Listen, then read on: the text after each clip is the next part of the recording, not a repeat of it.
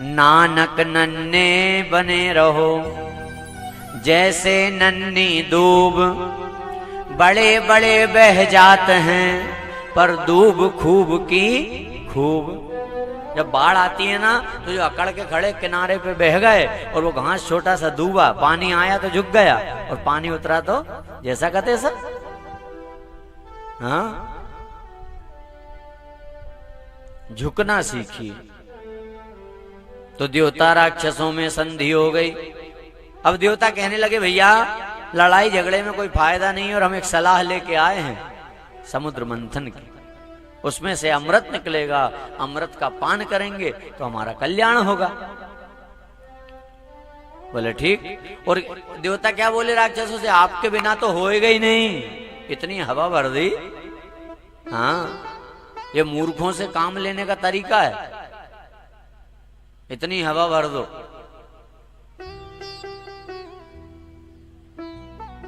क्या करना है?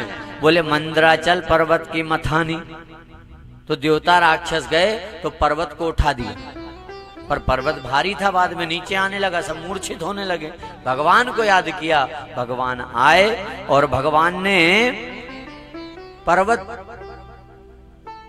गरुण जी से उठवाया, सबको अमृत में दृष्टि से स्वस्थ किया और गिरिचारोप्य गरुणे हस्ते ने केन लीलया, पर्वत को समुद्र के बीचों बीच स्थापित कर दिया।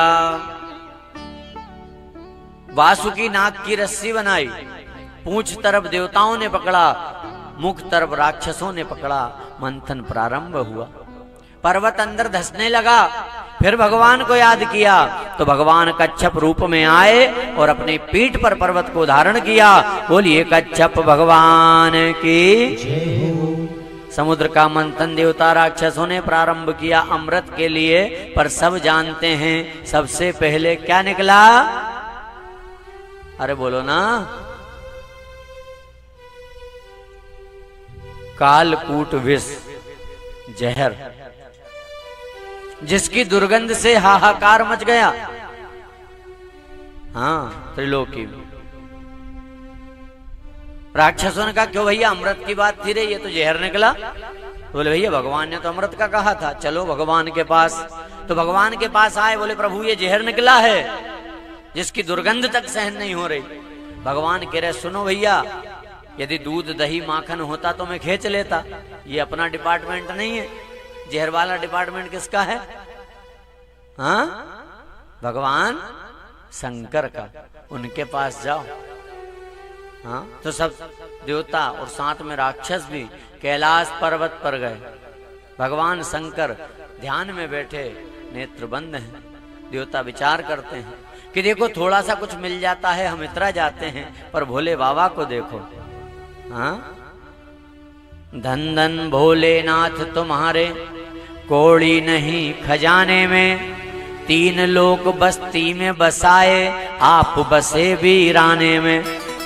तीन लोक बसा दिए पर फिर भी भगवान के भजन में लीन रहते हैं, नेत्र बंद हैं बाबा के। बड़े दीन भाव से भगवान शंकर को मनाने लगे। हाँ? प्रभु हम आपकी शरण में हैं, शिव समान दाता नहीं, विपत्ति विदारण हार, लज्जा सबकी राखियो, नंदी के असवार। भगवान शंकर को मनाया, सारी बात बताई। भगवान शंकर ने तुरंत उस विष के पात्र को लिया और भगवान को धन्यवाद दिया, मेरे प्रभु इस जहर को भी मैं पी जाऊं, मेरा कुछ ना बिगड़े। हाँ, तो रा बोला, जहर पिया, मां बोल के ढक्कन लगा लिया। हृदय में मेरे राम रहते हैं, तो विष को हृदय तक नहीं जाने दिया, अपने कंठ में रोक लिया और विष के प्रभाव से कंठ नीला पड़ गया। तो भगवान शंकर हो गए नीलकंठ। बोलिए नीलकंठ भगवान की। हाँ? पर भगवान शिव ने सीख दी है क्या?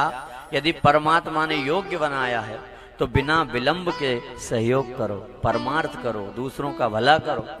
हाँ, ये जो दूसरों का भला करना है ना, ये साधारण बात नहीं है, सबसे बड़ा धर्म है। हाँ, अष्टादश पुराणेषु व्यासस्य वचनद्वयम् परोपकाराय पुण्याय पापाय परपीडनम। हाँ? परोपकार के समान कोई पुण्य नहीं है और दूसरों को दुख देने के समान कोई पाप नहीं। हाँ? बाबा तुलसी लिखते हैं रामचरितमानस में, परहित सरिस धर्म नहीं भाई, परहित सरिस धर्म नहीं भाई, पर पीड़ा सम नहीं अदमाई, पर पीड़ा गाइए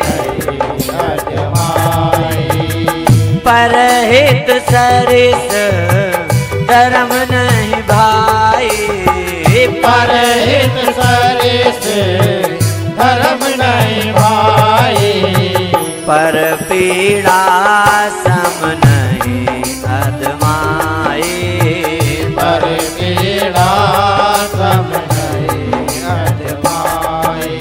दूसरों का भला करने से बड़ा कोई पुण्य नहीं है और दूसरों का बुरा करने से बड़ा कोई पाप नहीं। हर व्यक्ति बनना चाहता है ना कि हम धार्मिक बने, बोलो चाहते हैं कि नहीं? कहते हैं कि नहीं वो बड़ा धार्मिक है। तो धर्म की परिभाषा क्या है पता है? क्या 5 बार नहाना धर्म है? नहीं है। भूखे मरना धर्म है? नहीं है। अपनी पूरी संपत्ति लुटा देना धर्म है?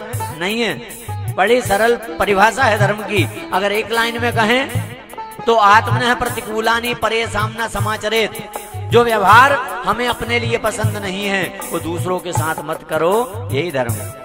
4 वेद 6 शास्त्र में बात मिली है दोय, सुख दीने सुख उपजे और दुख दीने दुख होए। अरे धार्मिक बनना है, हाँ? भगवान शंकर सीख दे रहे हैं। परमात्मा ने यदि योग्य बनाया विलंब मत करना।